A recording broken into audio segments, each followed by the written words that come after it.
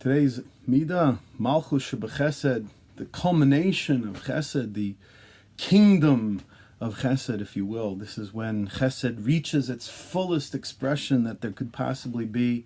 And Rav Olbi in his Vadim explains that is characterized by an attribute mentioned in Pirkei Avos called Nosei Be'ol im Chaveroi, to bear the burden together with your friend. And what is this? What is this idea of bearing the burden of one's friend?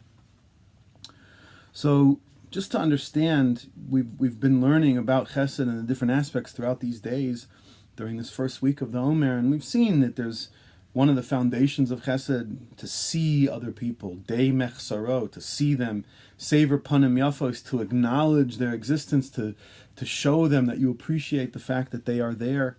And then actual acts of giving in all sorts of different aspects and fashions, giving, actual action. But all those things really are all just part of a preparatory process to be able to reach this final level, which Rav Olbi says is an advanced, it's an advanced accomplishment to be Nosei Ba'olim Chavero, because so many different things have to all come together. And the most important one, which characterizes and shows how distinct Nosei Ba'olim Chavero is it's not enough to see them, acknowledge them, or even give to them. I have to actually open up the door and climb into the pit with this person in their struggle. I have to bear the burden together with them. It says that we learn this attribute from one of the people. We learn it from Moshe Rabbeinu when he had the luxury of living in the king's palace at the time, being taken care of by the daughter of Paroi. And yet he saw his brothers and he saw their suffering. And it says in the Midrash that Moshe Rabbeinu actually went out and picked up bricks and started carrying them because he wanted to feel and experience what they were going through. He wanted to be able to help them to bear their burden as well. And he felt he couldn't do it unless he actually understood what it was. Now, it's true, he didn't become an actual slave and he didn't have to keep carrying more and more bricks every day. But that idea is I may not be able to solve your problem for you, but I can climb in and be there with you and share it with you and share the burden.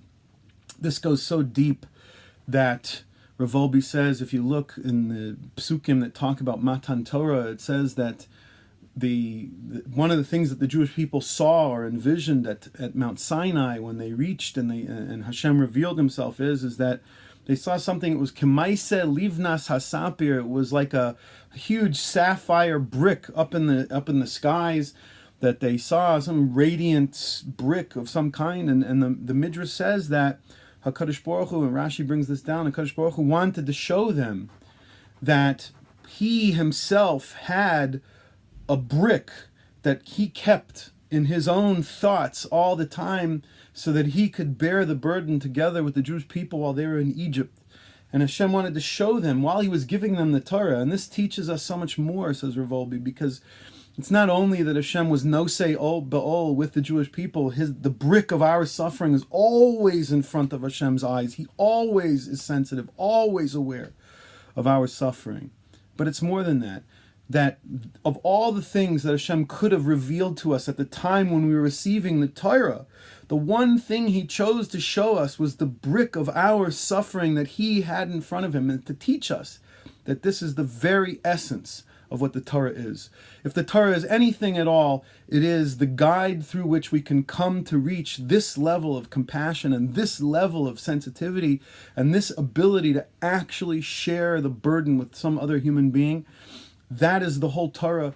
As Hillel taught the potential convert, he said, what is despicable to you, do not do to someone else. That's the entire Torah.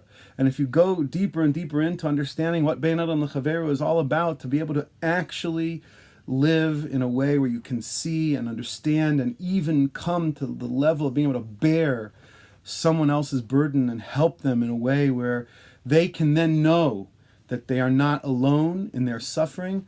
And that in of itself is the greatest act of chesed possibly that is imaginable. But it can only be achieved not through giving, not through writing a check, not by doing a little act of chesed, but actually conveying the message, I am here with you and I will help you bear this burden.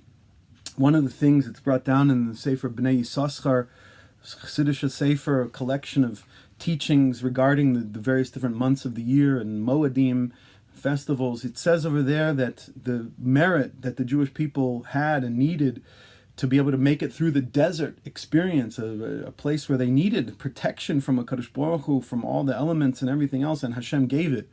But the Midrash says, according as he brings it down, that the reason why is because the Jewish people, when they left Egypt, they all made a collective covenant with one another, that we will always be there for one another. We will always have one another's back. We will always be there to do acts of chesed and kindness and to bear each other's burden. And it was the merit of that bond, that willingness to make that level of commitment and promise to all of our people, each one of us, to the other and to all others.